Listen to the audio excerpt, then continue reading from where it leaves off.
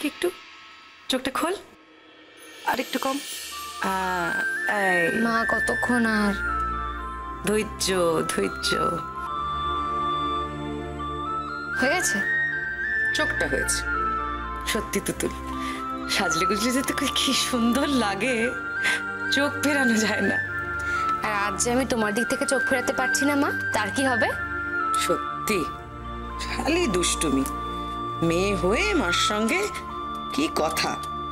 বারে তা বলে আমি সত্যি কথাটা বলতে পারবো না বুঝি? কি সত্যি কথা? হ্যাঁ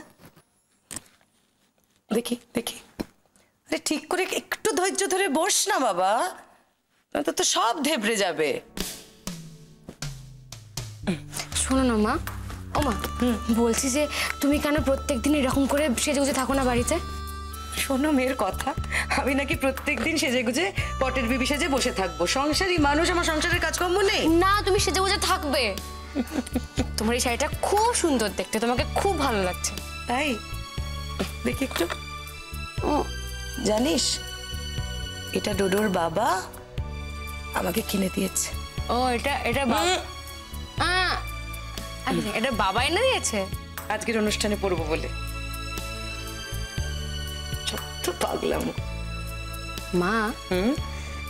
তুমি পাগলামো বলছো বটে, কিন্তু বাবা তোমাকে নিজে পছন্দ করে শাড়ি এনে দিয়েছে, তুমি খুশি হওনি বুঝি এতে? সব তোর জন্য তুতুল, সব। তুই না থাকলে এইসব কিচ্ছু হতো না তুতুল। সত্যি রে, আমাদের জীবনে সমস্ত আলো নিভে গিয়ে কালো অন্ধকার ঘিরে ধরতো আমায়। না মা, বাবা যদি তোমাকে কখনো ভালোই না বাসতেন, তাহলে বাবা আবার ফিরে আসতেন না তোমার কাছে।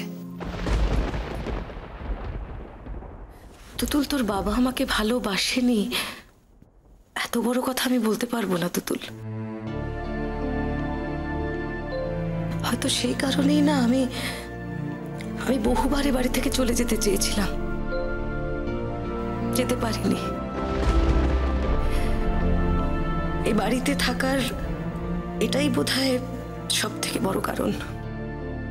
কিন্তু মা, তুমি আমাকে একটা কথা বলো, যে মানুষটা তোমাকে দেখেছে তার পক্ষে কি করে লেখা আন্টির মতো একজনকে ভালোবাসা সম্ভব? এটা কখনো হয় না।